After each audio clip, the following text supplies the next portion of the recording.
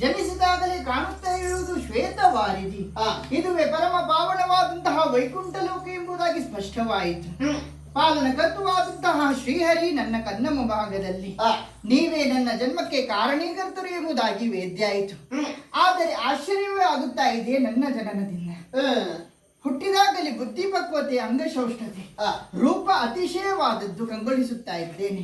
ಹಾಗಾದ್ರೆ ಈ ರೀತಿಯಾದಂತಹ ಸೃಷ್ಟಿಯಾಗಬೇಕಾದ್ರೆ ಮಹತ್ತರವಾದಂತಹ ಒಂದು ಉದ್ದೇಶ ಇರಲೇಬೇಕು. ಅದು ಏನು, ನನಗೆ ಕರೆಯುವರ ಹೆಸರು ಹೇಗೆ, ಸಕಲವನ್ನು ಹೇಳಿದ್ದೇ ಹೌದಂತಾದ್ರೆ ಆ ಕಾರ್ಯವನ್ನು ಮಾಡುವಲ್ಲಿ ನಾವು ಸಿದ್ಧರಾಗಿದ್ದೇವೆ.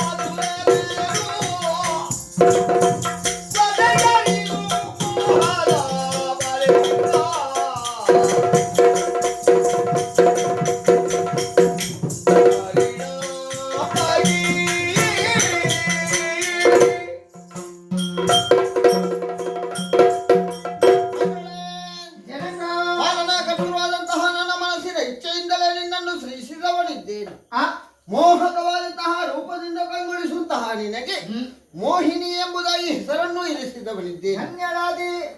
ನಿನ್ನ ಸೃಷ್ಟಿಗೆ ಬಲವಾದ ಕಾರಣ ಇದೆ ಮಗಳೇ. ಏನದು? ಶೂನ್ಯಕಾಪುರವನ್ನಾಡುತ್ತಿರುತ್ತಾ ಖೂಲ ಭಂಡಾಸುರನೆಂಬ ಖಲನು ಹರನನ್ನು ತಪಸ್ಸಿನ ಮೂಲಕ ಮೆಚ್ಚಿಸಿಕೊಂಡು ವರವನ್ನು ಪಡೆದುಕೊಂಡವನೇನೋ ಸತ್ಯ. ಮಾತ್ರವಲ್ಲದೆ ಎಲ್ಲೆಲ್ಲಿಯೋ ಅಧರ್ಮ ಅನ್ಯಾಯವನ್ನೇ ಮುಂದುವರಿಸುತ್ತಾ ಇದ್ದಾನೆ.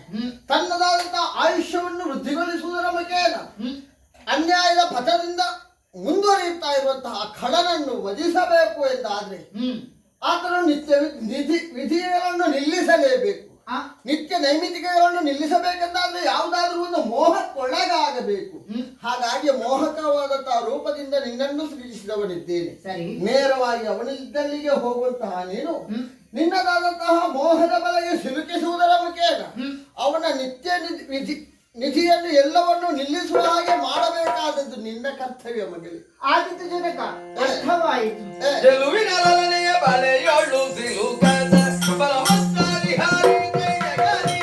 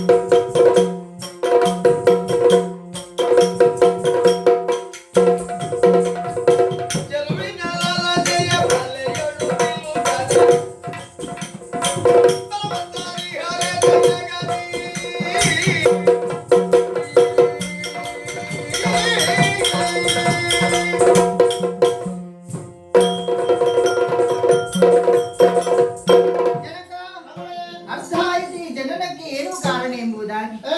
ನಿಮ್ಮದಾದಂತಹ ಮೋಹಿನಿ ಅವತಾರವನ್ನು ಲೋಕಮುಖವು ಕಂಡಿದ್ದಾರೆ. ಭಸ್ಮಾಸುರನ ವಧೆಯನ್ನು ಮಾಡುತ್ತಿರುವಂತಹ ಚಂದವೇ ನನಗೆ ಪೂರಕವಾದದ್ದು.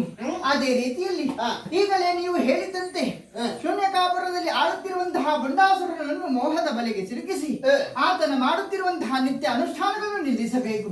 ಅದಕ್ಕಾಗಿ ನೀವು ಹೇಳಿದಂತೆ ಬಿಂದು ಸರೋವರದಂತೆ ನಾನು ಆತನಿಗೆ ಕಾಣಿಸುವಂತೆ ನಿಲ್ಲುತ್ತೇನೆ. ಬಂದಂತಹ ಸಂದರ್ಭದಲ್ಲಿ ನನ್ನದಾದಂತಹ ಮೋಹದ ಬಲೆಗೆ ಸಿಲುಕಿಸಿ ಆತನ ನಿತ್ಯ ಅನುಷ್ಠಾನಗಳನ್ನು ನಿಲ್ಲಿಸಿ ಈಗಲೇ ಬರುತ್ತೇನೆ. ಇದೆಲ್ಲ ಆಗಬೇಕಾದ್ರೆ ನಿಮ್ಮದೊಂದು ಆಶೀರ್ವಾದ.